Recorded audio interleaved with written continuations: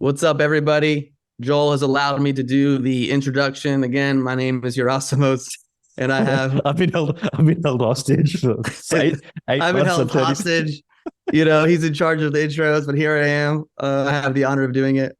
Of course, we have Joel Rafidi here, but we have a topic today that has been fascinating to me for a long time. We're bringing on John Hamer, who's an alternative research, and he goes into very deeply the story of the Titanic, the truth about the Titanic, and he brings up a lot of things that make you go, and question, the official narrative. As you know, with many things that happen in the world, it's easy to question the official narrative. But we explore, obviously, the one that's a little bit more popular, which is, the people that were opposed to the Federal Reserve were on that ship. And the main piece of it is the sister ship, the Olympic, that was that replaced the Titanic. But we go into that into the episode. So if you want to learn all about that, listen to the episode. But I really enjoyed it because this is a story that's just like cemented into our consciousness. I would say even more so. I mean, maybe not to the degree because it's modern times, like the 9/11, but like the Titanic is that story that's been drilled into our minds in school, elementary school, as we grow up. And then, of course, you have the epic movie by James Cameron in 1997 with Leonardo DiCaprio and Kate Winslet, and it's just like another thing that just like makes you think of this crazy story, and this is how it went down.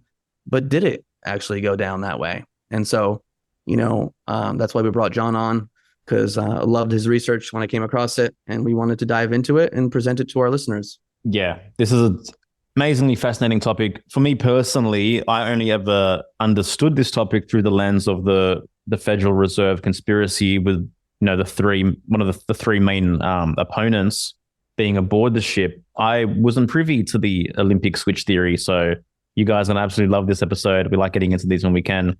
Just before we get John on, just want to highlight that for those listening, if you're down to connect on a deeper level, if you're fans of this podcast, if you're fans of what we do, we have opened a free community on School.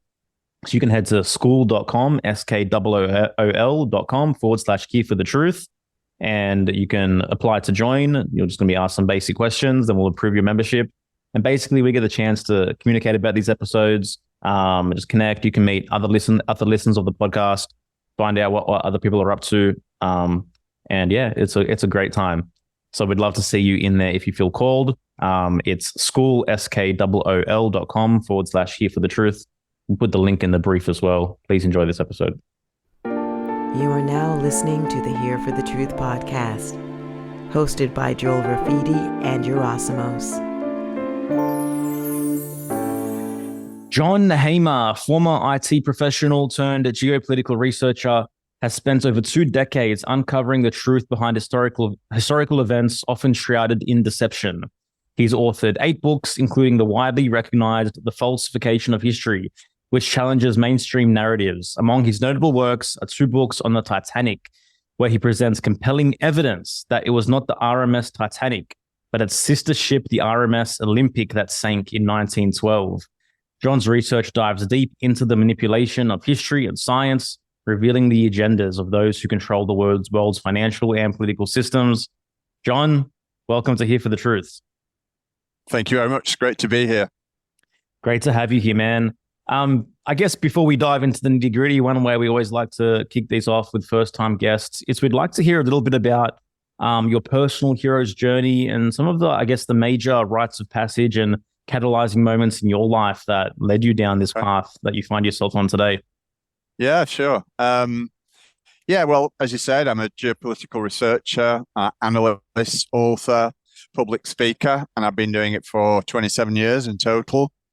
I think it was, I know it was the Princess Diana murder that actually kind of set me down this path, if you like.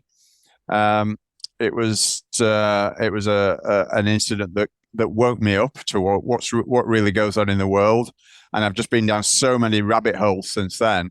And at that time, obviously, I was working in IT again, as you said, but it eventually, after about 4 years doing this kind of part-time, it became a full-time job. And then I became an author, and I've been an author for about 15 years now.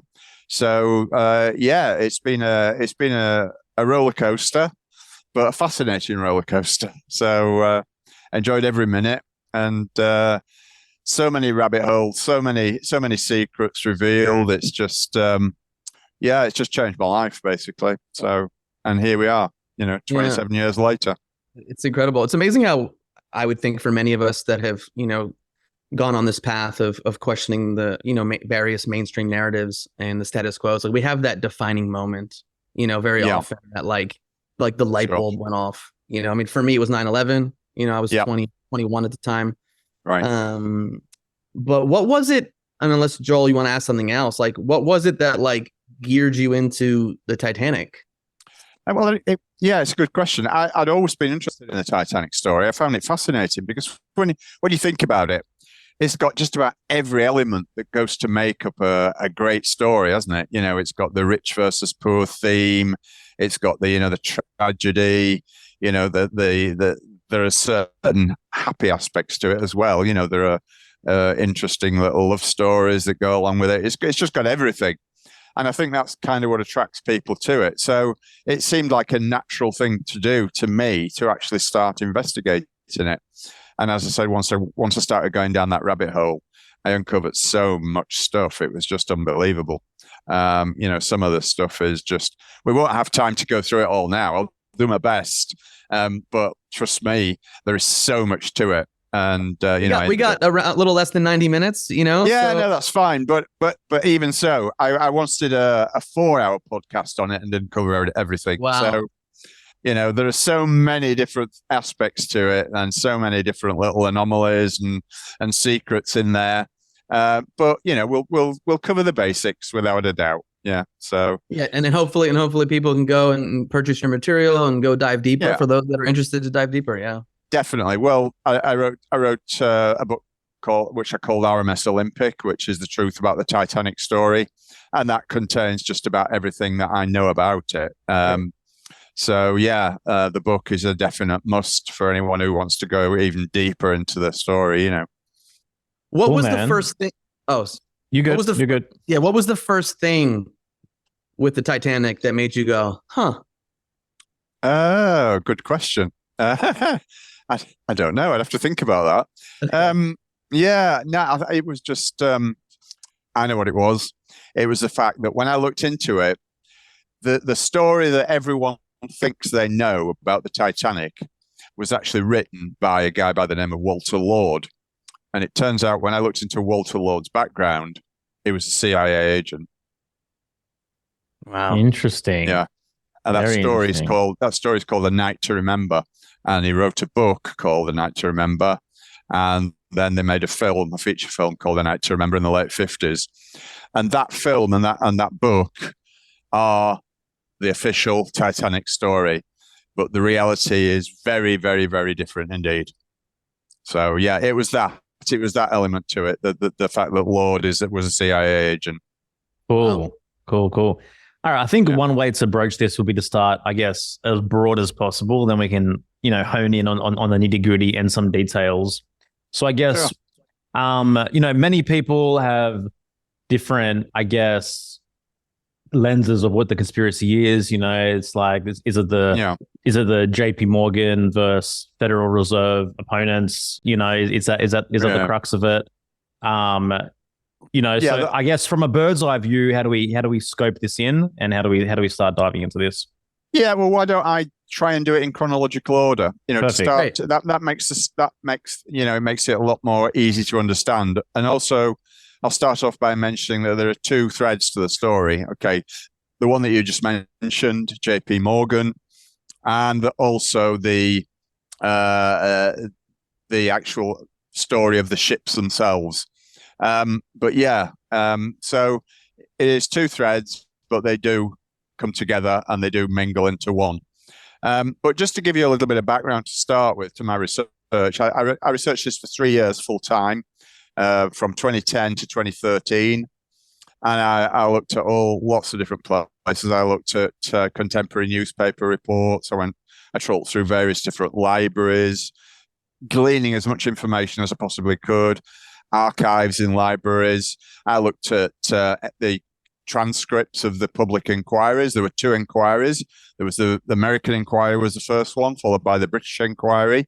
I checked out all the transcripts, and again, that's very, very revealing. Of course, the internet as well. And I also looked at the Marconi wireless transcripts, which are not available on the internet. They're only available at a place called Oxford in England, and specifically at the Bodleian Library in Oxford, which contains all the transcripts of the wireless communications that were going on in the North Atlantic between all the ships at that time. And that's very, very revealing as well. And then, as I mentioned just before we came on air, I was actually, I did a YouTube presentation. I did a presentation that appeared on YouTube, and it had about 500,000 views within a couple of months. And it came to the attention of a Hollywood film director. And she invited me over to LA to stay with her for a week or so in her ranch in the Hollywood Hills. And we went around various different producers trying to raise money to make the alternative story of Titanic, but of course nobody was interested. So when was this? Died a death. When was this? This would have been, I think it was 2013. Oh, so it was after. It was obviously after Cameron's movie, yeah. So but nothing ever came of it. But I did write 2 books as a result of that. So, about the Titanic. So I mean, there's so much to relate about the story. As I said to you, I was did a 4-hour podcast and didn't cover everything. Shall we start with maybe the whole Olympic theory element of it, or do you want to touch on something before that? Why not? Well, let me just give you a little bit of background to it before we do that. Right. So in 1908, J.P. Morgan, whose name still exists in the company that still bears his name, he decided to build. He bought into the White Star shipping line, which is what Olympic and Titanic belong to, and he decided to build 3 luxury liners with a mandate of becoming the most luxurious in the world. And these were the Olympic, the Titanic, and the Britannic. So 3 ships, almost but not quite identical, were to be built. And he commissioned the shipyard, Harland and Wolff Shipyard in Belfast, Northern Ireland, to begin construction in 1908. And this required a massive amount of money, a massive investment of money. And it was financed by J.P. Morgan personally. So it was a huge gamble for himself and his own finances. And this plan depended on absolutely everything going right. But as we'll see as we go through, the whole enterprise was beset with problems, ultimately ending in tragedy, of course.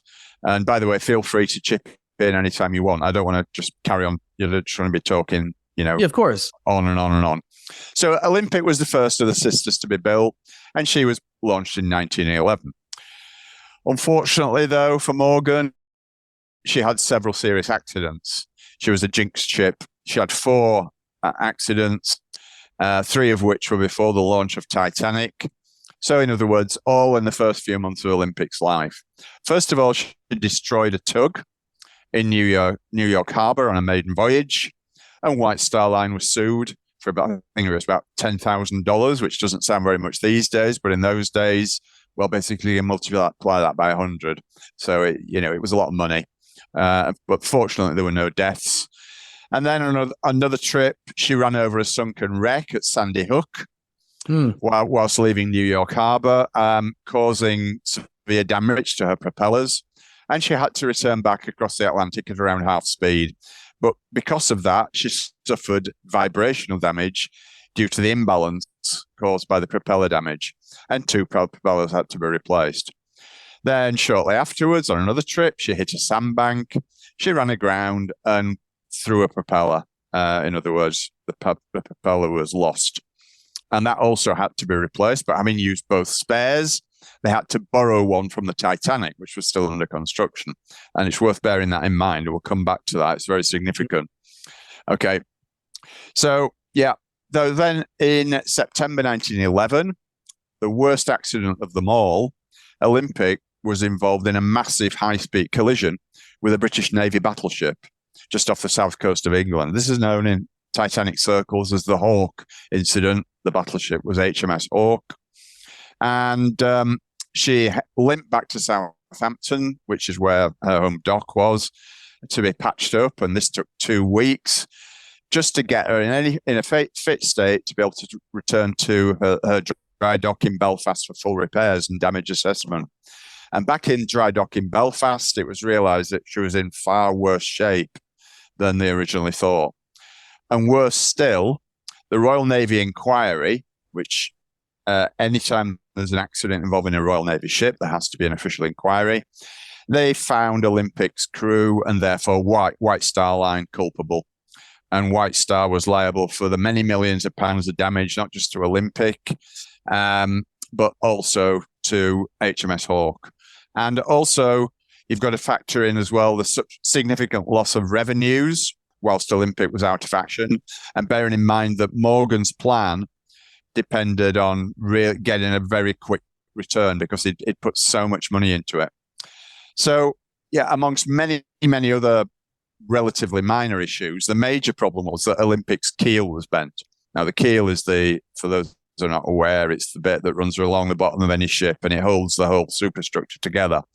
And speaking to maritime people, which I did, they all told me without fail that a bent keel on a ship is a wreck. Okay, it makes the ship a wreck.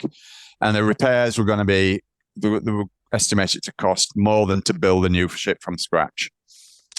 So yeah, several mariners. And also, real quickly to jump in, White Star Line's insurer wouldn't obviously cover, any of these damages. Is that true? Correct. That's absolutely correct. Yeah. So White Star now realized that Olympic was damaged beyond economic repair, and significantly, she was totally uninsurable. She was therefore an insurance write-off, and White Star had no option but to declare a wreck, which they did. They declared Olympic a wreck. It actually did happen. It's documented. And, as I said, documents prove this to be true. And also due to the serious damage, as I said before, she was unable to ply a trade back and forth across the Atlantic to pay her way. And the bankruptcy of White Star Line and Harland and Wolff was definitely on the cards at this point. Now, Harland and Wolff was a shipyard that was totally dependent on the White Star Line. They only built ships for the White Star Line. And again, the significance of that we'll come back to. But so I believe that at this point, Morgan and his co-conspirators, I think they hatched a plan to kill two birds with one stone. A, solve the White Star Line financial problems because they were in a huge money pit, and remove opposition to the Federal Reserve in one simple move. And again, that's something I'll come back to further in the story. So this plan, this insidious plan, involved patching up the wrecked Olympic as best they could, bracing the twisted keel with metal struts. Now, when Robert Ballard discovered the Titanic wreck site in 1985, he actually didn't, but that's another story. Okay, he was absolutely puzzled to find these struts on the wreck, which didn't appear on the construction blueprints. So therefore, I believe the scene was now set for one of the most remarkable and elaborate scams of the 20th century. And that was the switching of the identities of the two ships. The almost completed Titanic and the almost wrecked Olympic.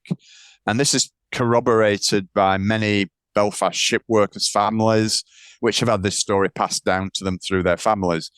I actually put an ad in a Belfast newspaper, and I flew over there, and I spoke to some other families. I spoke to 4 families separately, not together, and they all told me the same story, that they all said that their ancestor, whether it be the grandfather or the father or the great-grandfather, all said the same thing, that if they breathed a word about what was going on inside those dock gates outside, then they would never work again, not just at Harland and Wolff, but anywhere. And of course, that was a death sentence in those days before Social Security and, all the rest of it. So, yeah.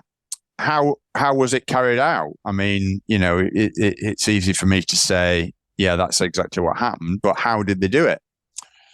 Well, after her Olympics accident with Hawke, she spent many weeks in the shipyard at Belfast, and the changes were made bit by bit. The main differences in the two ships were slowly eradicated to make them as identical as possible, although that wasn't 100% practical and viable. And so this is how the plot's been discovered, through meticulous research. There are lots of photographs showing them in various stages of transition, for example, a lot of which appear in my book, RMS Olympic, which prove the switch. Absolutely, categorically, 100% prove the switch. Then on one final weekend, the last changes were made. They changed over the lifeboats, the menus and letterheads, and of course the ship's nameplates. And these were carried out by a small crew of insiders. And we know that these men were paid £100 for a one weekend's work. Now, £100 doesn't sound very much money nowadays, but trust me, that was a year's wages in those days. Okay. And they were also threatened with a loss of livelihood in the event of their speaking out about it.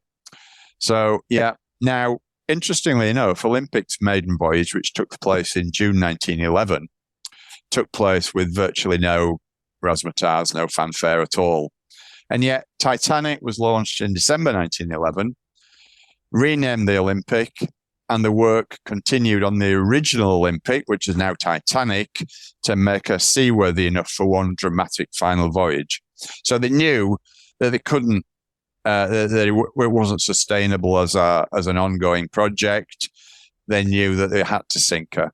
So this is exactly what they did. So now, all passenger ships in those days, and for all I know, they still do today, British ones anyway, had to have what was known as a Board of Trade certificate of seaworthiness. And this involved the sea trial on the open sea, on the open ocean, which involved things like stopping, starting, turning circles, maneuverability, adequate number of lifeboats, etc., etc. Now, every ship up until that point in time had gone through a full day of tests and trials before they could be awarded the certificate of seaworthiness. And it had to be on the open ocean as well, on the open sea. Now, that never happened with Titanic, which obviously had been Olympic. Never happened at all. So obviously, I'm sure there were brown envelopes passing around here to get through those regulations, full of money, obviously. Let's talk about the actual voyage itself. So on the Wednesday, the 10th of April, 1912, Titanic left Southampton on its maiden voyage for New York amidst huge celebrations. And it called at Cherbourg in France and Queenstown in Ireland. And it had 2,200 passengers and crew aboard. Now, a lot of people don't realize, but the Titanic was only half full. Okay. Only half full. Now, interestingly enough, the transit crew, the crew that were responsible for the safe passage of the liner from Belfast, where it had been built, to Southampton, which is 600 sea miles, before the maiden voyage, only two of the transit crew signed on for the voyage. So that tells me that they knew that this was not Titanic, that this was Olympic. Okay. And a further element to that is that up until that point in time of Titanic's maiden voyage, there was actually a coal strike going on in the UK. There'd been a coal strike for the last 6 weeks. Lots of liners were laid up, lying empty, scattered all around the various ports of the UK. And in addition to that, people had been clamoring for passages across the Atlantic, but no ships were sailing because they all used coal. They were steam powered ships. They used coal. For example, Titanic needed 6,000 tons of coal to cross the Atlantic. So they needed a lot of coal, but there was a coal strike at that time. So that kind of adds more weight to the idea that it was very strange that the transit crew didn't sign on for the maiden voyage, because these people only got paid when they were on board ship. Okay, they didn't have retainers. They they only got paid, and they've been laid up for 6 weeks, these people. So it's very strange that they would not take the opportunity of a job on the ship, because there was no ship sailing from the UK at all. Okay. Do you think the two people that were part of the voyage, that were part of the transit crew, like that they didn't know about it, or they were just like, hey, maybe they had some other role to play in it and they were paid extra money? Well, I'll tell you why they did. Because Titanic was actually calling at Queenstown in Ireland, they actually jumped ship at Queenstown. So basically, they were just hitching a lift back home. Gotcha. Got you. Yeah. Now there was another ship involved called the Californian. Now the SS Californian, which was a Red Star Line ship, also owned by J.P. Morgan. So J.P. Morgan owned White Star Line, and he owned the Red Star Line as well. And it had an umbrella company called International Mercantile Marine, IMM for short. And both those liners were part of the same conglomerate, if you like. Now, 5 days before Titanic sailed, Californian had actually departed for New York from London in the midst of this nationwide coal strike and shortage. And strangely enough, Californian carried no passengers at all. Like I said, bear in mind that people who were clamoring for voyages across the Atlantic, business trips, see friends and family or whatever, return home.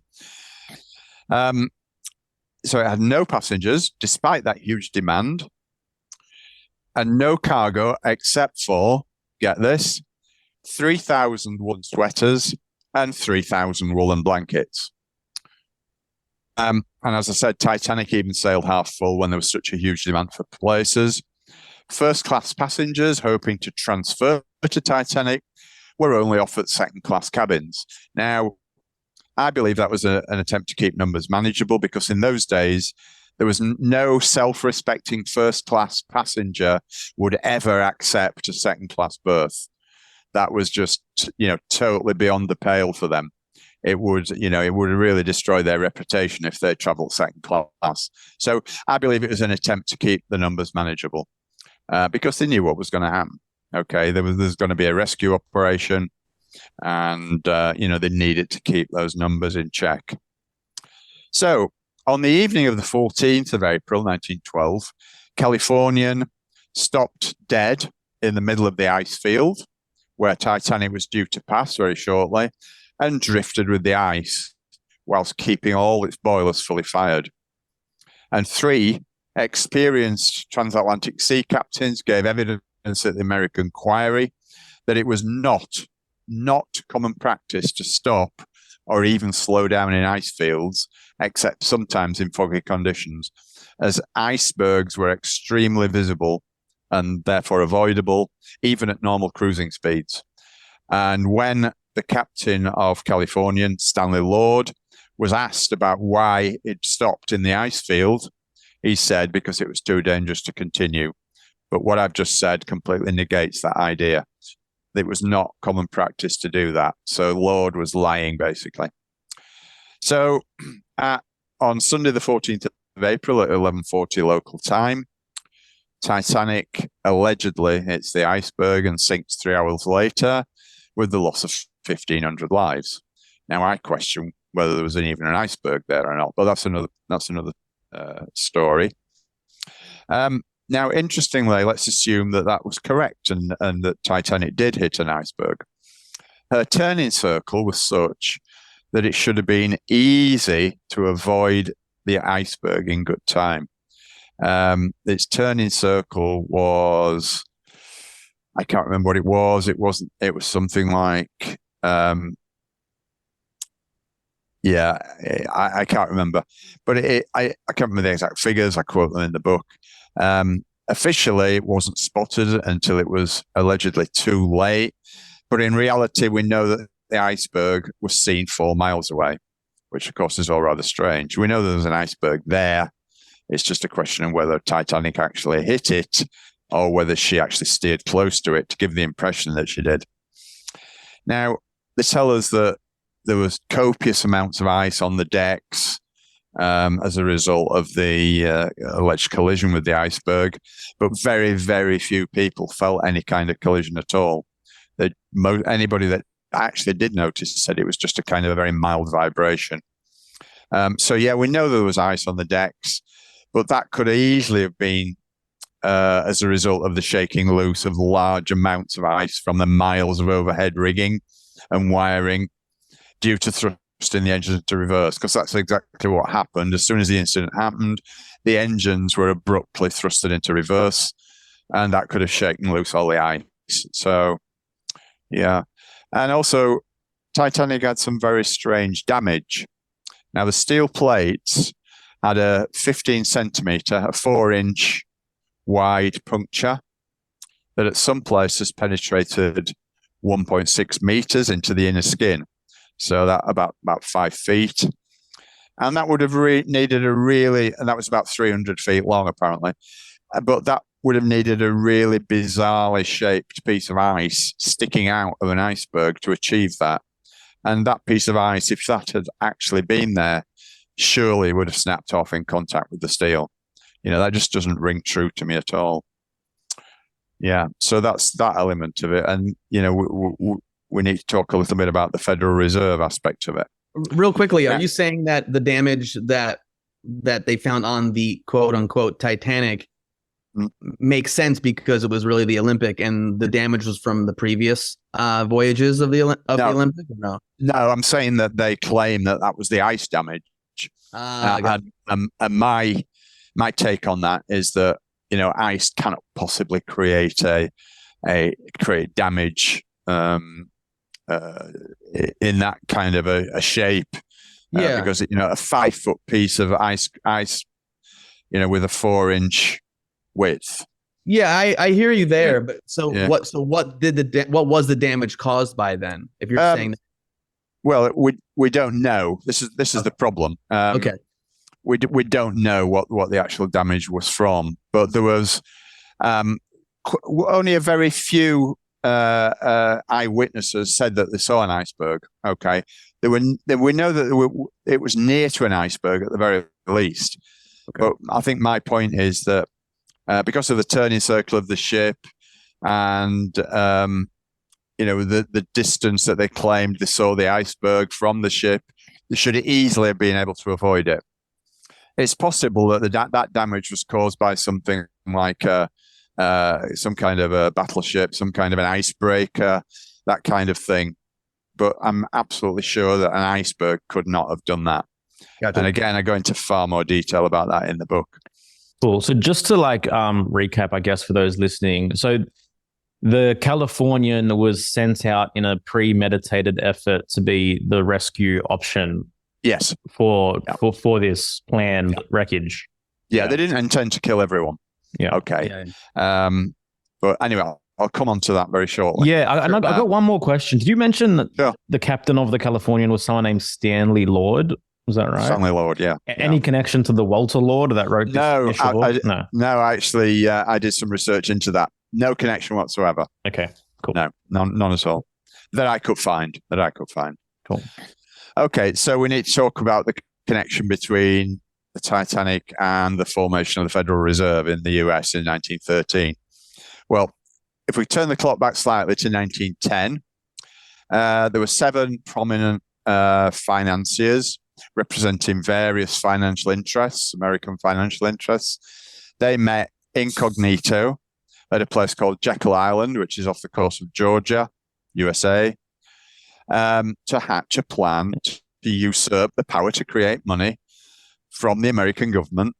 And the result of that was to be the Federal Reserve. Yeah, we've previously hosted G. Edward Griffin on this podcast. He wrote the book. Yeah. Right. Yeah. Absolutely. Yeah. So I guess most of the listeners know about it. Well, G. Edward Griffin actually wrote the back page blurb on my book. So. Oh wow, that's amazing. Yeah. Yeah. Yeah. So, feel free to give some Jekyll Island basics for relevance. Definitely. Okay. All right. Yeah. So obviously the Federal Reserve Bank is a central bank. It's not federal. It doesn't have any reserves. It is a private institution. And obviously the plan was to usurp the creation of money from government hands into private hands. But it wasn't without strong opposition from certain mega rich people. Obviously, one of the prime movers behind the Fed Reserve was J.P. Morgan. One of the the major protagonists in this story. But there were four extremely wealthy men who were totally opposed to the Federal Reserve Plan, and these were John Jacob Astor, Benjamin Guggenheim, Isidor Straus, and Charles Lindbergh Sr. Now, Charles Lindbergh Sr. was father of the famous flyer, the famous aviator, who was the Charles Lindbergh Jr. He was the first man to fly the Atlantic solo. And the reason that these guys were totally opposed to the Federal Reserve Plan, it wasn't because of any altruism on their part for the common people, but because they knew that the Fed plan would mean soaring inflation and inbuilt debt, which would severely impact their own fortunes. So there was nothing benevolent about what they were doing. It was purely selfish and for their own purposes. And these four guys had created a strong resistance movement on the East Coast. And they were beginning to win the battle against the Federalist conspirators. And interestingly enough, three of those men died on the Titanic. Now, the fourth one, Charles Lindbergh Sr., he was a congressman at the time, and he was offered $2 million, which again was a massive amount of money, multiplied by 100 in today's figures. He was offered $2 million not to publish his book. I can't remember what it was called, but it was to do with the money trust, and which of course he accepted, and he didn't publish it. But he wasn't on Titanic, it was just the other three. So I believe that, going back to what I said before about there was no fanfare at all, no razzmatazz for Olympics launch, but there was absolutely for Titanic. Now, I believe that was in order to lure the rich and famous in great numbers to this hyped up maiden voyage by Morgan, who, by the way, mysteriously failed to show at the docks in time for the departure of the ship on the morning of the maiden voyage. And not just him, around 50 of his friends and business colleagues also failed to show at the last minute. So I believe that this is perhaps how he lured Astor, Guggenheim, and Strauss aboard by personal invite and by booking a passage for himself. So how did they facilitate the accident? And how did they expect to pull off the deception? Well, first of all, of course, it was no accident. I believe that Stanley Lord, the captain of the Californian, was in on the plot. The Red Star Line was also owned by JPM, as I mentioned earlier. And Lord was the ideal man for the job, actually, because he'd successfully evacuated some 2,000 people from a ship in under an hour in a military exercise a few years earlier. So he was a perfect man for the job, because I believe it was his intention to save most of the passengers and just allow a select few to become victims to cover up the disposal of the Federal Reserve conspirators. Because of those three guys, two of their bodies weren't recovered, but J.J. Astor's body was recovered about 2 weeks after. They sent out rescue ships looking for bodies floating in the ocean, and Astor's body was found, but his face was just a battered, bloody mess, and he was only identifiable by the contents of his pockets, and he also had $10,000 in his pocket, so it wasn't robbery. So the idea was that SS Californian, would be standing by to complete the rescue with 3,000 woolen blankets and 3,000 sweaters to pick up all the survivors. Now, interestingly, several passengers said afterwards, and again, this is straight from the horse's mouths, that they'd been told by White Star Line staff immediately in the aftermath of the disaster that the Californian was on its way to pick them up. Yet, Californian was totally incommunicado, 19 miles away, with its wireless equipment switched off and beyond visible contact. And there'd been no communications between Californian and Titanic at all at that point, or indeed ever, apart from one message. And I know this from checking the transcripts of the Marconi wireless messages. One message, and it just simply stated Californian's position. to Titanic. Now, A, why would they do that? Why would they tell Titanic where they were? What was the point of that? Why would Titanic care where this ship was? Because this was several hours before the incident. And that was the only communication they'd ever had. So how come that White Star Line staff, White Star Line officers knew that allegedly Californian was on its way to pick them up? Because that's what they told the passengers. So there was obviously some kind of collusion going on there. Yeah. So why didn't the Californian show up? Nobody really knows. It was just because communication in those days was very hit and miss. She had a wireless switched off for some reason. Not all ships had wireless in those days. It was a very, very new thing. It's the latest technology. Titanic had it because it was a new ship.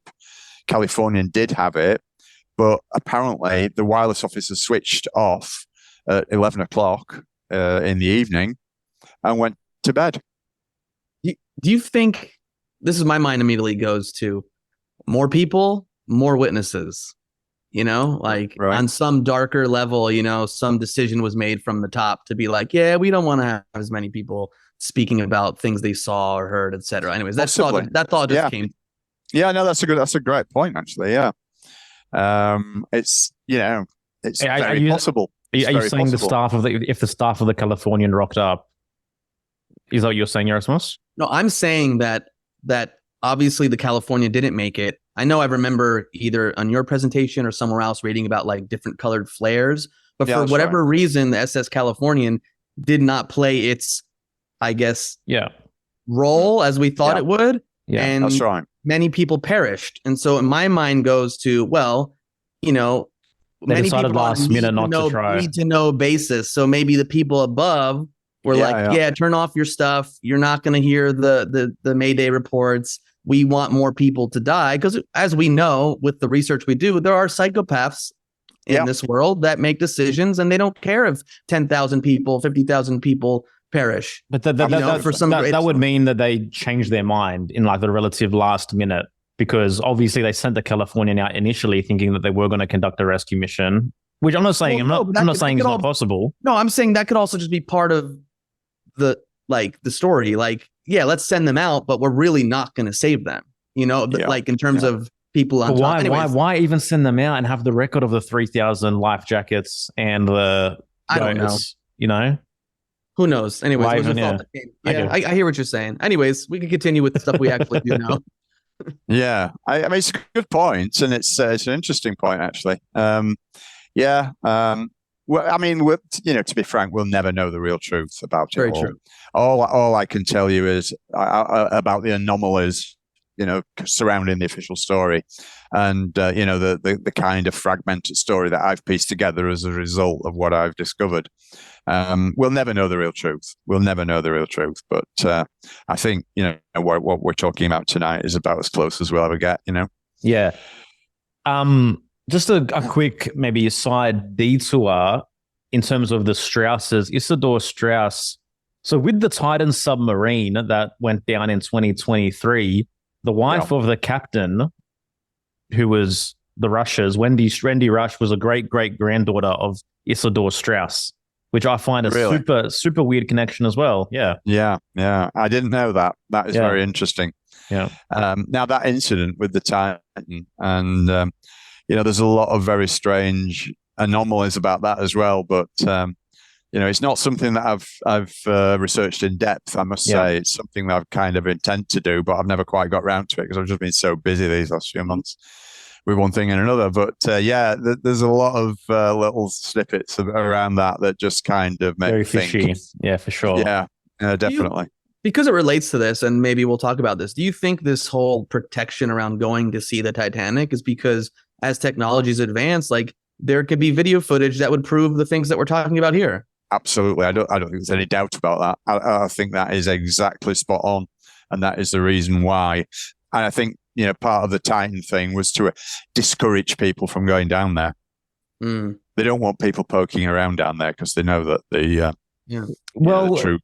Yeah, I mean, I don't know how long people have been finding submerged ships underwater, but it seems an awfully long time. 1985 from 1914 to find this ship, right? Like, was that 70 years nearly? Well, again, if you remember at the beginning when I said you said it wasn't the real thing. Yeah. Yeah, I mean, they'd known all along where the ship was. Absolutely no question. I've got evidence, which I published in the book, to say that they knew where it was from 1953 at the very least, and probably way before that as well. I've got actual pictures of newspaper reports from that dated 1953 saying the wreck of the Titanic has been found. And yet, people have a very short memory.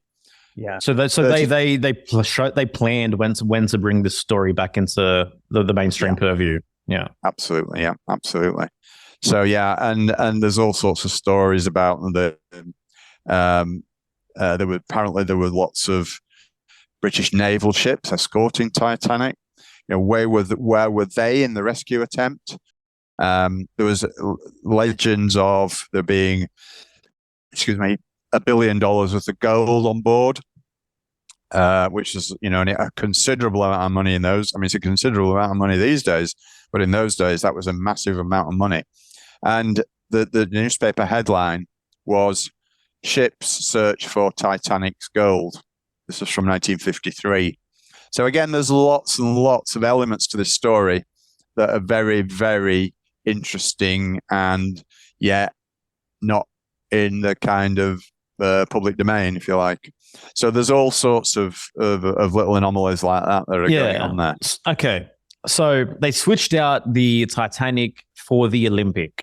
So then I guess my assumption is that the Titanic went on under the guise of the Olympic, but wasn't the Olympic supposed to be a wreck? So weren't people wondering, why is this ship out there, or did the real Titanic under the label of the Olympic, like, never really hit sea and do go on trips and stuff like that? Oh yeah, I mean, absolutely. Yeah, the Titanic, what had been Titanic, which became Olympic, applied its trade across the Atlantic for another 25 years.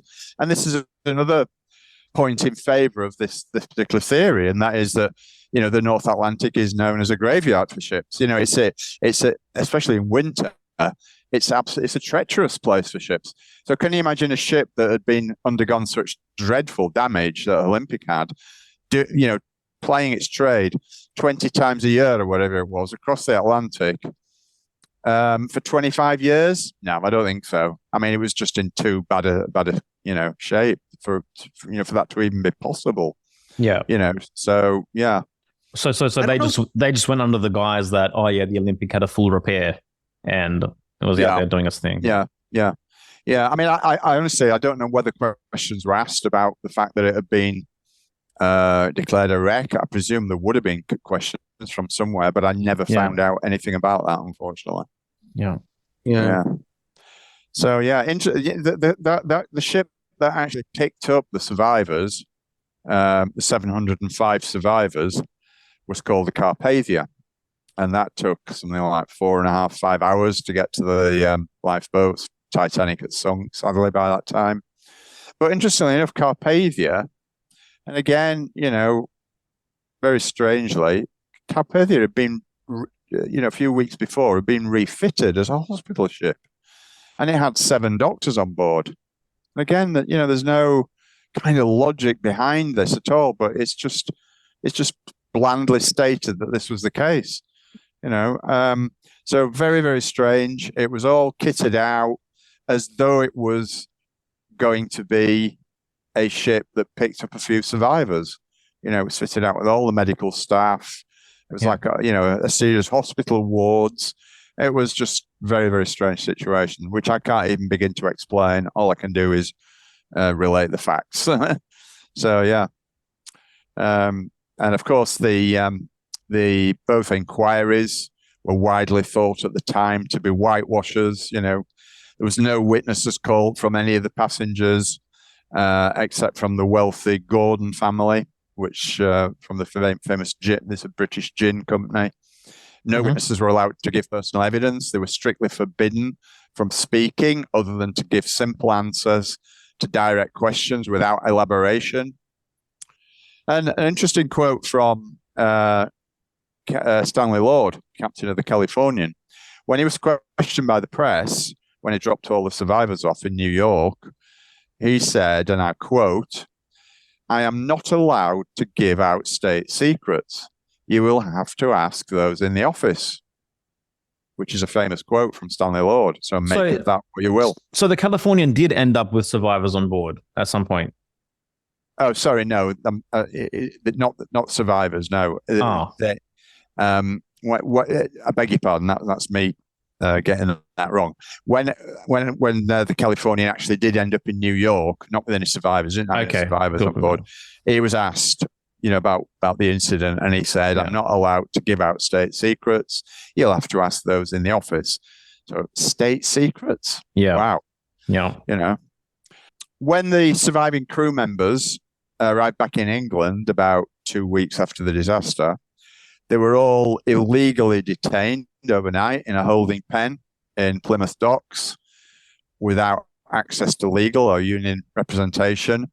And they were coerced into signing a document that they believed was the Official Secrets Act. And the Official Secrets Act is a British thing, and anything that is a secret, a government secret, anybody who deals with government secrets apparently has to sign this document called the Official Secrets Act, which means that if they break that trust, they go immediately to jail. They don't pass go, and they don't collect $200. So it's they were forced to sign that document, which is very significant. Now let's return to the iceberg situation. Mm-hmm. There were only 5 eyewitnesses to the incident.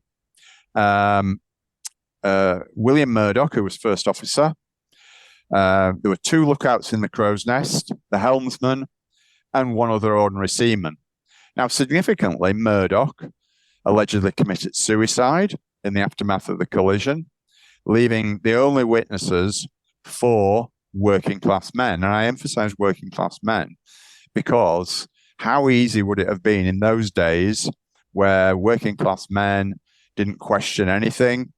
How easy was it to keep them quiet through threats to their livelihoods and their family's future and all the rest of it? Very, very much easier. So there were only 4 witnesses. One of them, Robert Hitchens, who was the helmsman, he was immediately shipped off to Cape Town in South Africa and promoted to harbour master. That's one hell of a promotion for a guy who'd been a helmsman on a liner. So yeah, very, very strange stuff going on. So all in all, was Titanic set up by Captain Edward Smith, on the orders of J.P. Morgan to enter an ice field at high speed, and with the intent of ramming with there's something called the yellow funnel steamer incident, which, as I say, could be an icebreaker. Many eyewitnesses saw this yellow funnel steamer very, very close to the ship in the immediate aftermath. Again, that never makes it into official stories. But yeah, was the yellow funnel steamer, was that an icebreaker of some kind, or some kind of military vessel? Yeah. So if we're questioning the iceberg, you're saying we don't know exactly what caused the ship to actually wreck? No, we don't. And I believe that's part of the reason why they cover it, why they don't like people going down to the wreck. They say it's because it's a grave site and it's, sacred ground and all the rest of it, and, consecrated ground and all the rest of it. But as if I give a shit about anything consecrated. Yeah, exactly. I think it's more likely it's to protect the true, their version of the truth. They know that if people go poking around down there, they're going to inspect the damage and they're going to say, "Hang on a minute, what? Yeah, no iceberg could ever have done that." Yeah. What are the options in terms of what brought it down? Can you manually allow water into a ship to make it I've heard this story. I've heard people say that it could have been. It's called scuttling it, where you open what are called the seacocks, which are big valves in the bottom of the ship. If you open all those, the ship will sink. It's possible. Yeah, they could have deliberately sunk it that way. There was stories of a fire on board all throughout the entirety of the voyage. I cover that in the book a little bit. In Coal Bunker 10, Apparently, there was a fire raging for the entire voyage in Coal Bunker 10. Wow. And it's very possible that there was an explosion, because when gases build up in an enclosed space, it's very possible they could have ignited an explosion. And maybe that was a deliberate thing. Maybe it was an accidental thing. I don't know. But again, that's another possibility. I don't pretend to have all the answers. All I know is that the official story is nonsense. So all I know, John, is that you're here for the truth and you're willing to ask tough questions. Absolutely. So It's the only way you can do it, isn't it? Was there a successful insurance claim for the quote unquote Titanic? Absolutely. Now, interestingly enough, White Star Line traditionally, and in all of the cases, insured its ships for 75% of the value. Now, interestingly enough, and stop me if you've heard this story before or a similar story before, 2 weeks before Titanic's maiden voyage, they upped the insurance to 125%. Sounds like Silverstein. Correct. Spot on. Yeah, absolutely. And the insurance claim was paid within a week. And when it was Lloyd's of London who insured the ship, and when they were questioned as to why they paid out so quickly, they said, well, the incident obviously happened. There's no disputing that. The ship sank. But my question would be, yeah, the incident obviously happened. There's no disputing it at all. But it's not so much the fact that it happened, it's the hows and whys it happened. They didn't even go into that. No, this is where I think, like, okay, so if the insurer Lloyd's was colluding with JP Morgan, why did they need to have this elaborate event and not just pay him out for the Olympic? Oh, I don't know. That's a good question. Yeah. I don't know. I don't know the answer to that. So maybe that's a blind alley, but I'm just telling you the facts. No, thank you. Morgan got his insurance payout. The Federal Reserve came to pass the following year with little to no resistance because the opposition had been destroyed in one fell swoop. Also, real quickly, to answer Joel's question, well, then how would you take care of the three bankers? Just saying. Well, then we're going. That becomes the primary motivation, and not. Yeah. I get it. Anyways, continue. We could have this conversation for hours. Yeah. So I believe that the British government were complicit, and also the American government. Now, why would the British government become complicit? Because the prevailing party at the time was the Liberal Party who were in charge, and they knew that if Olympic had to be scrapped, then Harland and Wolff and White Star would have gone dead. Yeah. And it's almost certain that Morgan would have cut his losses and pulled out, and the damage to the British economy, the unemployment figures, it would have put about 60,000 people out of work, plus several more thousands in associated dependent industries.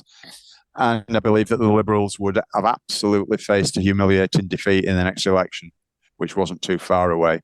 So I believe it was in their interests to help cover up, because those two companies would have gone down and taken, 60,000 people out of work. So, interesting. Very, very, very interesting. And it's interesting, how much this story is embedded within the collective psyche, it's the same old MO, isn't it? They anything that is a lie, they absolutely push the story relentlessly. And, it's not just the Titanic. I'm talking about the many, many, many incidents of similar incidents, even different kinds of incidents. As a seasoned researcher, one of the things that I know is that if they're pushing a particular story relentlessly, constantly, then you've got to start looking at it. You've got to start questioning it, because they do that for one reason, and that's to embed it into our psyches. And it's a very successful tactic.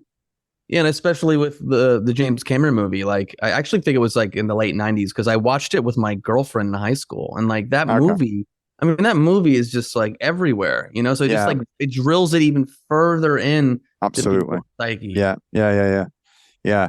Another aspect of it is that when Morgan purchased the White Star Line, he did it against British law, okay, because foreign nationals at that time were not allowed to purchase British shipping lines. But there was an agreement brokered between Morgan and the British government, and he agreed that upon taking over White Star Line, that any White Star Line ship could be requisitioned as troop carriers in the event of a war. Now, they knew there was a war coming up. This was only 2 years off World War One, which started in 1914 in Europe. Obviously, the Americans didn't join until 17, but they knew at this point in time that the war was coming up. And real history, I'm talking about real history here, tells us that the financiers had been planning World War One for at least 2 decades. And the Federal Reserve Bank was the stepping stone to bring that about, because once the Federal Reserve Bank had been established, it enabled them to generate money out of thin air. And, that enabled them to finance World War One. So, yeah, I mean, the other thing was it was a common scam in those days to switch ships' identities. This is something that someone kindly informed me many, many years ago when I was first looking into it. It's not an isolated occurrence. It was a common scam. Ships switch ships' identities and sink one as the other one and claim the insurance. Yeah. Now, there's an interesting incident as well with a guy by the name of Lewis Klein. Lewis Klein, he was a Austro-Hungarian seaman who worked for White Star Line. But interestingly enough, his name has been totally deleted, expunged from the crew list. It doesn't appear in the crew list. But we know that he existed because he appears very prominently in the transcript of the American inquiry. Now, apparently, Klein could speak no English. He shouted a warning to the lookouts in his own language, German, and to the bridge, but there was no one there, he said, apart from an officer lying motionless, believed drunk on a bench. On arrival at New York, he was placed under house arrest and subpoenaed to appear at the American inquiry, but he escaped and failed to show. But he did actually enter a written testimony, which had been gleaned from him the day before. And I will read that out to you now. I'll just bring it up on here. There's a written testimony. This written testimony was translated from German and submitted to the inquiry. And it's there in the inquiry transcripts in black and white. And Lewis Klein said, and I quote, "There was a ball following a banquet of some kind going on down below when I went up on watch at 9:30. And the captain and the officers were there with many passengers. After the party, the steward sent the champagne and wines that were left over to the crew. I know that many of them were drunk. A passenger standing at the rail saw something dead ahead, or maybe a little to the starboard, and he said, 'Look, quick, see the hill over there.' I saw it was a big iceberg and ran for the bridge. The third officer was coming and yelled to me to ask what the matter was. I couldn't stop to answer. I was too excited. I ran for the spar with the crow's nest on it and shouted to the lookout I knew was up there to give the alarm. Not a word did I hear, so I started up the spar. It was less than a minute after I left the promenade deck that I got to the top of the spar and found the lookouts fast asleep. I rang the alarm bell myself." So make of that what you will. So, but doesn't that validate an iceberg, that report? Possibly. It means that we know that there was an iceberg around. Yeah. We know that there was an iceberg around, but it's just a question of whether the iceberg actually hit the ship. Yeah. Did they steer the ship near the iceberg to give the impression that it hit the iceberg? Yeah. Who knows? We'll never know.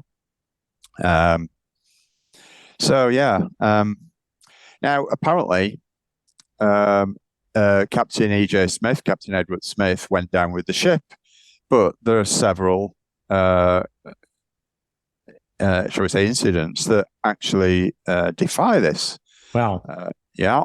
Now, what if Smith actually survived against all the odds but that fact was suppressed, possibly to prevent his testifying at inquiries. Maybe they found him unreliable, and you may think that's ridiculous, but there is some evidence to back up that premise.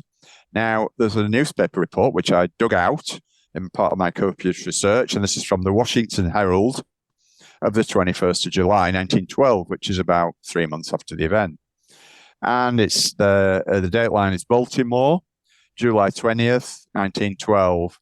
And it says, Peter Prial, a wealthy retired mariner of the city, who was a shipmate of Captain Smith of the Titanic for 17 years, declared today that he saw Captain Smith in Baltimore yesterday and talked with him. He said he met him on the street on Thursday and accosted him, but the commander brushed by him angrily. The next day, he declared, he saw him again and followed him around the city to a railroad station where the captain bought a ticket for Washington. Just as he was about to pass through the gates, Prial declares, the man turned to him and greeted him by name. And he said, I'm on business. Don't worry me, Prial. He said, be good to yourself, old shipmate, till we meet again. Prial is now under the care of a physician, suffering from nervous shock brought on by the experience. His physician declares he's absolutely sane. He's well known in Baltimore and an active church member. So what are we to make of this? Firstly, it could hardly have been a case of mistaken identity, as Prial actually spoke to Smith, and in return was addressed not only by name, but also as shipmate. And secondly, as a retired and wealthy mariner, it could be argued that it was not simply a case of Prial trying to make a fast buck out of this episode. On the contrary, it would seem that he would have everything to lose and nothing to gain by relating his experience to a newspaper. He appears to be a normal, upstanding, church-going member of society and was declared absolutely sane by his doctor. So how else would we explain it, unless, of course, it's the truth? Yeah. And then, hidden away on page 95 of the February 12th, 1940 issue of Life magazine, there's a letter from a guy by the name of Charles Wilson of New York, which states as follows. It says, 28 years ago, Captain E.J. Smith of the Titanic disappeared in New York. 3 years later, an unknown penniless man, whom local police called Silent Smith, died in Lima, Ohio. The stranger wouldn't talk except to mutter Smith when asked his name. Undoubtedly, he was a seaman. The Rock of Ages was tattooed on his chest. A map of the Pacific was tattooed on his back. His height and weight were the same as the Titanic's Captain Smith. Embalmed by a local undertaker, Silent Smith's body has been kept on display in an effort to identify him. No one has yet been able to do so. So, the following details can be gleaned from links to newspapers in Lima, Ohio. And this was Thursday, October the 14th, 1915. And the headline was, Mysterious Stranger's Life Ends Without Any Relatives Being Found. And I quote, it says, a sudden stroke of apoplexy closed forever the lips of Silent Smith, whose real name is Michael McKenna, allegedly, at the county infirmary at 0:30 this morning. McKenna dropped over dead, and for a time it was thought he had taken poison or something of the sort. The coroner, E.J. Curtis, was called, and he discovered that a slight stroke in the already weakened condition of the man's system caused an easy death. The mysterious stranger will no doubt be buried in the potter's field, as absolutely nothing is known of him. After a night spent in the city prison, Silent Smith was arraigned in probate court and found to be demented. Not dangerous, he was sent to the county infirmary until some other disposal could be made of him. Added to his idiosyncrasy of not talking was that of not eating, and there were days when he scarcely touched food, and never unless someone ate with him. Old, unkempt, white of hair, and halt of step, he was a pitiful figure. The article then goes on to state that he claimed his name was Michael McKenna and that he'd been sent to Lima from Fort Wayne, Indiana. However, the authorities in Fort Wayne denied any knowledge of him and refused to take his body after he died. Also, the later report makes no mention of the name McKenna, referring to him only by the name of Smith. And it goes on and on and on and on. And in my view, it's more than possible that Silent Smith was indeed none other than Captain E.J. Smith, and that he was disposed of by those who had no further use of his services as soon as he began to attract attention to himself. Excuse me. This obviously meant that Smith would have had to have survived the wreck and was smuggled into New York by a captain who absolutely knew who he was. And he kept the secret of his identity for 3.5 years until either his conscience began to niggle him or his mental facilities deteriorated. Probably the latter, one would, suspect. So if Smith survived, he must have been on board Carpathia, since California was far too late arriving and only turned up when everybody was safely ensconced on Carpathia. But interestingly, when Carpathia arrived in New York with the traumatized passengers, Captain Rostron, who was the captain of Carpathia, his priority didn't seem to be to disembark the traumatized passengers at the first opportunity after this terrible ordeal that they'd all been through, but it was to unload the Titanic's lifeboats at the White Star Pier. Maybe Smith and possibly others, we don't know, were concealed within those lifeboats. And this could also be another reason that Rostron maintained radio silence, which he did until he got to New York. And until the story, which was meant for public consumption, had been agreed upon by the perpetrators. Of course, we'll never know for sure, but at least it's an interesting possibility. Yeah. Can you talk a little bit about how they changed like the plates of, if it was the Olympic, the nameplates. Yeah, the nameplates, and if there's any evidence to show that. Yeah, definitely. I mean, interestingly enough, there wasn't that much to do in terms of the final switch. Obviously, a lot of structural work went on in the months prior to the actual switch, final switch. But there was the only things that nothing was named apart from the menus, the letterheading in the lounges, and the lifeboats were all named by the ship, so they had to switch all those. And as you say, the nameplates. Now, the guy who was the engraver of the nameplates, the ship's names were originally engraved into the steel plating.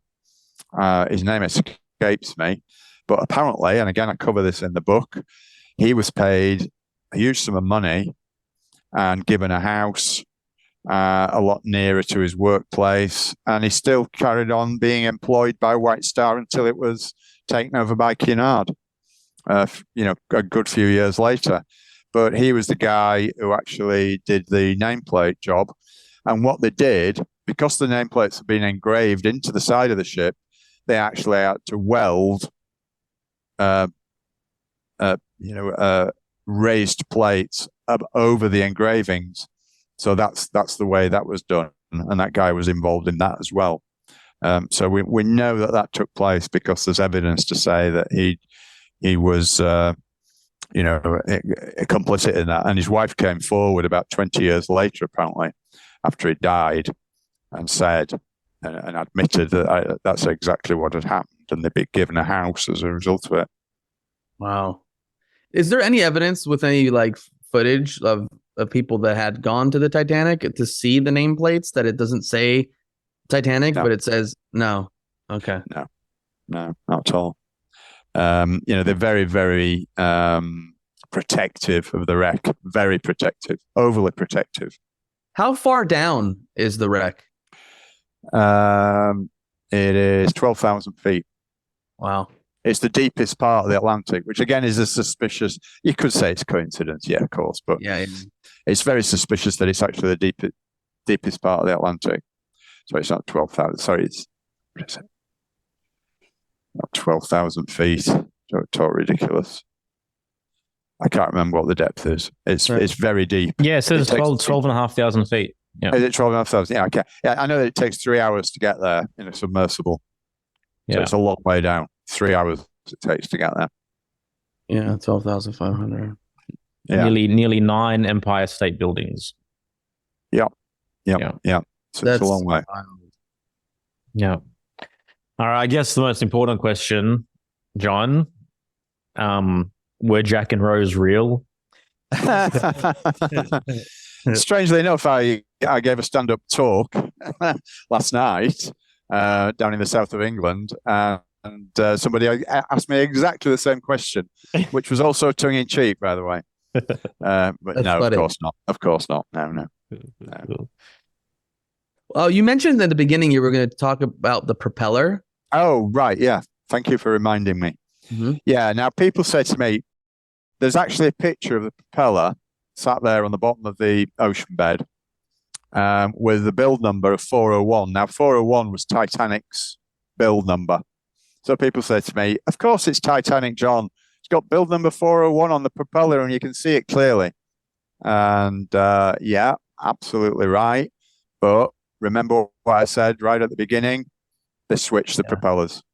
They changed the damage to the Olympic. Exactly that. Yeah. So it's not conclusive proof, but it puts that little argument to bed for sure. Yeah.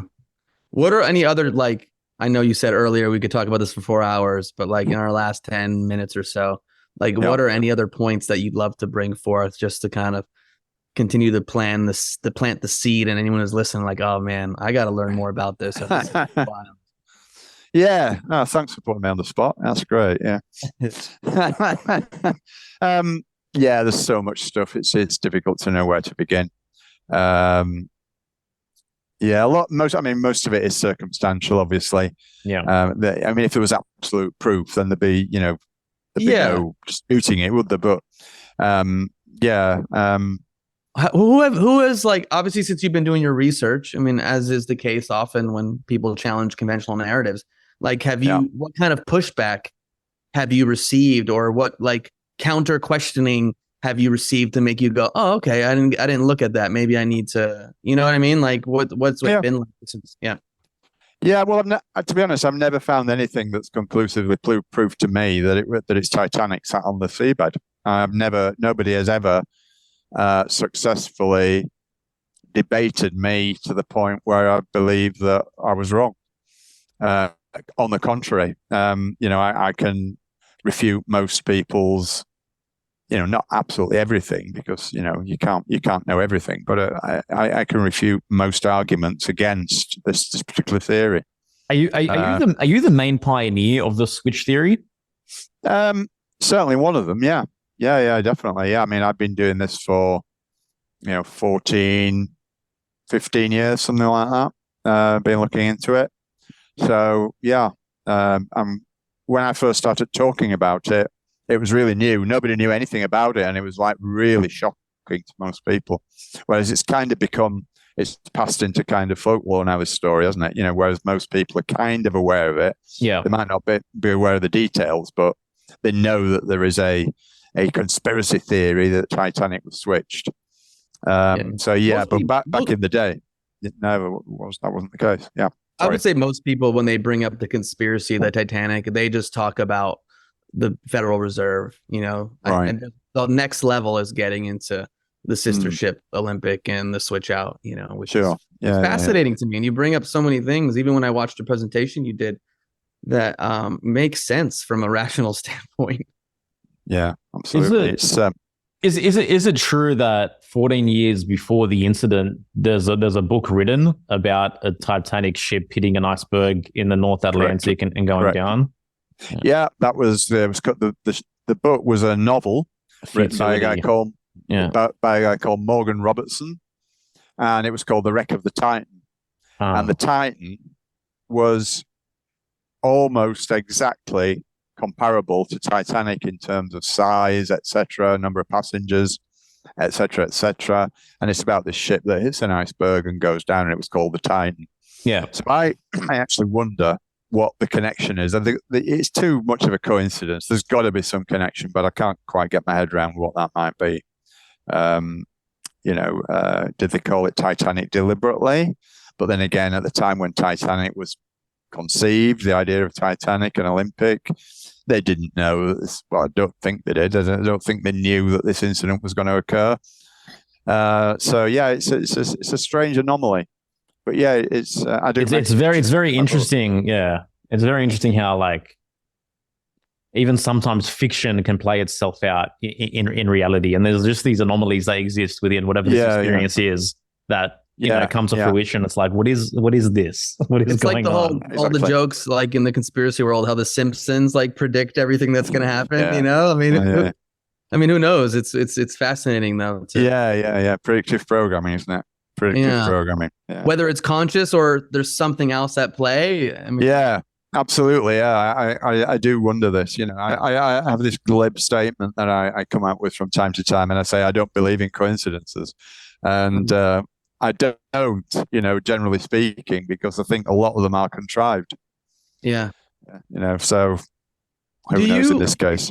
Is this the main, obviously you've done a lot of research, is this the main topic that you get invited to do a lot of talks on, or it was originally, but you know, I think since I've written many more books now, since the Titanic books, I do get asked to speak on lots of different topics. It's just coincidence that it happened to be last night was one of the ones, but I haven't actually given that talk for quite a few months, and that was the first time last night, so it's kind of a coincidence, really. And I don't believe in coincidences. Nice little warm up. I'm grateful to whoever invited you. It's a nice little warm up coming on. Yeah.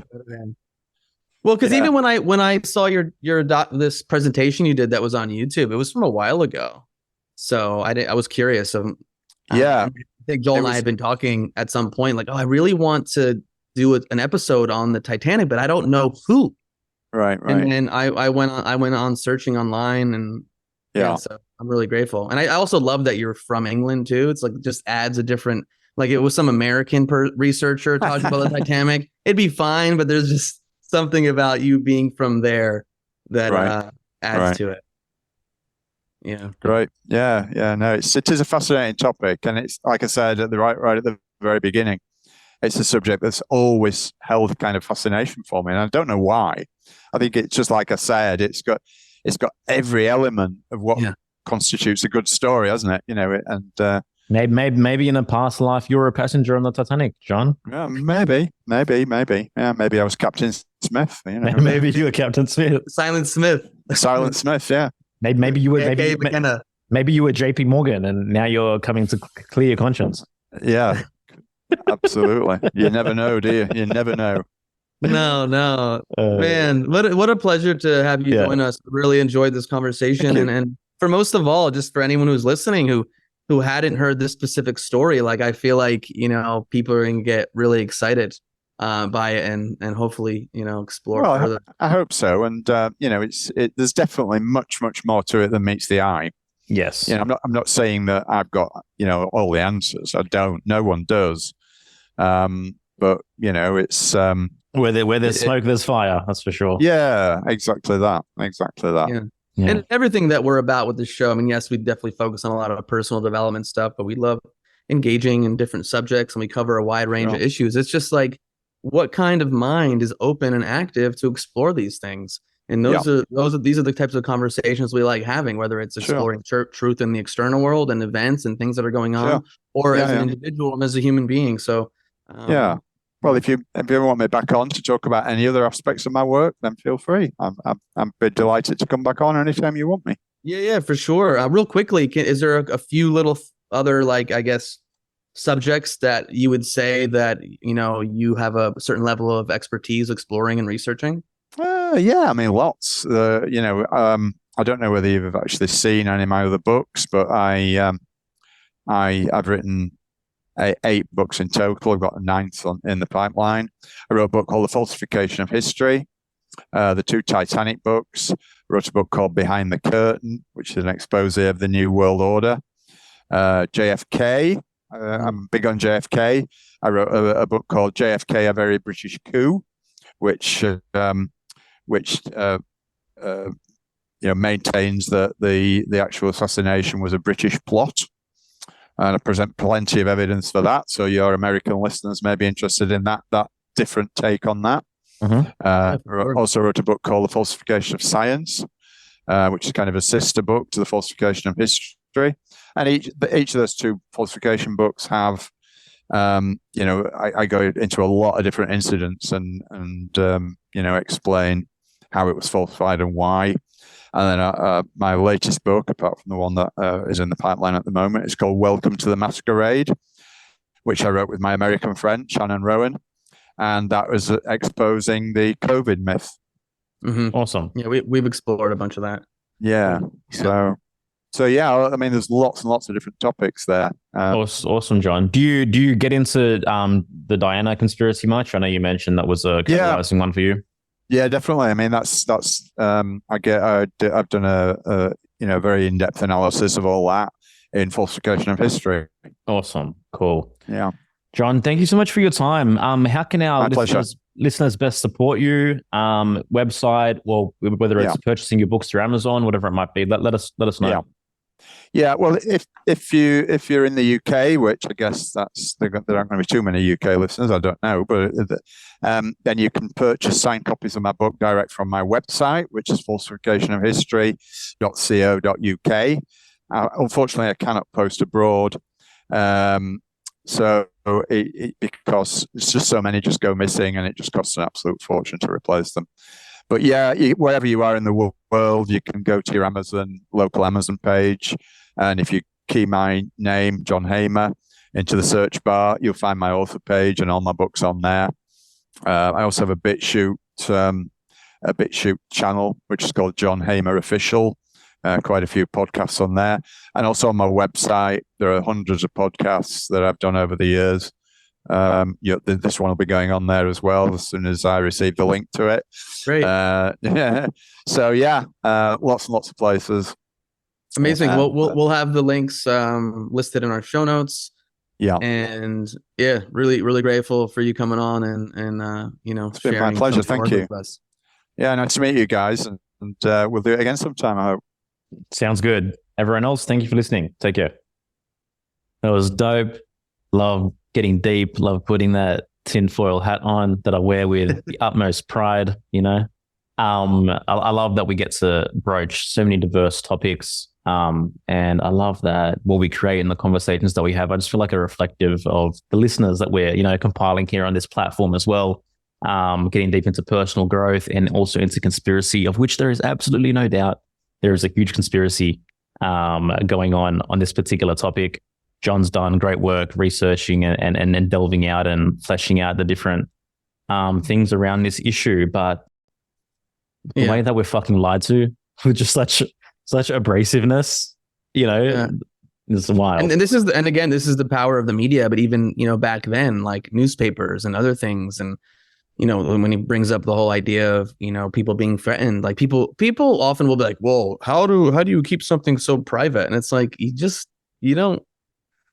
You know what I mean? Like you just need a handful of people that are threatened, that like can't afford to lose their livelihood. And again, like he said, people have short-term like memory. They just, okay, life goes on. Oh, this is what the story was. This is what happened. But it's amazing. I always appreciate, especially when we approach these kinds of topics, like having conversations with someone that has obviously done a thorough level of research and is a sincere truth seeker and a grounded truth seeker. And is rational, because as we all know, we come across people that just like sound insane when they talk about the things, and then they don't have, rational theories and they don't have room for nuance. It's very black and white. I have the truth. This is the only answer. Yeah. There's no room for anything else. And even John, when he's saying that, say, listen, I don't know 100% for sure, but I'm highlighting these anomalies. I'm highlighting these things that just they don't make sense. And so it's up to each individual, the listener, to go, is there any merit to this? What happens if I were to go and look into this more deeply? Yeah. Don't take our word for it. Don't take John's word for it. If this piques your interest, and explore it further, But it's just another example of, again, like you mentioned, Joel, man, like we're lied to over and over and over again. And so you just got to keep your head on straight. And something within me is curious. I feel like there might be something suspicious with like James Cameron as well. Yeah. I mean, he's big time Hollywood. Yeah. Like the fact that this was the highest selling movie of all time, it is something that's so embedded within the collective psyche, like the conversations he would have had, around visiting the wreckage and things like that. But yeah, I don't know enough to talk firmly on it, but there's a little light bulb going off for me on that. Yeah, I was just looking something up. Well, it's actually his Avatar is the highest grossing movie of all time, but Titanic I think was at a time. But it's interesting that he's the director and filmmaker of that as well. Yeah. Yeah, I mean, of course, I would love to be able to know the truth. Like, why did you do this movie? Why this specifically? Yeah. I mean, I loved the movie personally. I enjoyed it just from a storytelling standpoint. Like, I still have memories of watching it in the theater with, like I mentioned, the episode with my girlfriend, and I was like crying during the episode. You know, I think I was a senior in high school because it was an epic movie. You know, it had a beautiful story, but you know, again, based on a lie. Oh well, I guess a lot of movies are based on lies. They're fiction. Yeah, exactly. Anyway, nice to question it. That's for sure. Guys, thank you so much for listening. Thank you for being here. Thank you for connecting with what we do. We opened and launched a free community for our listeners to connect. And even if you're not like an avid listener, if this is your first time hearing this podcast, you're more than welcome to join us over at School as well. So to join our free community, you can head to school.com, skool.com/here for the truth. And you can join there and join the discussion around this episode. I'm going to start building in some amazing resources to, you know, really connect you to deeper inspiration, deeper purpose in your life, which ultimately is the ethos of what we're about, you know, being here for the truth within oneself. Why do you exist? What are you into? What lights you up? What is the thing that transcends you, that wants to be unfolded from within you during this experience, you know? And that's what I love to get into as well. So come to school, join the free community and connect. Much love. Smoking mirrors, I'm seeing through the illusion. Waking up in a time they think you're in a delusion. Somebody set the alarms, cause they be too busy snoozing. I'm in a DeLorean, fast forward in evolution.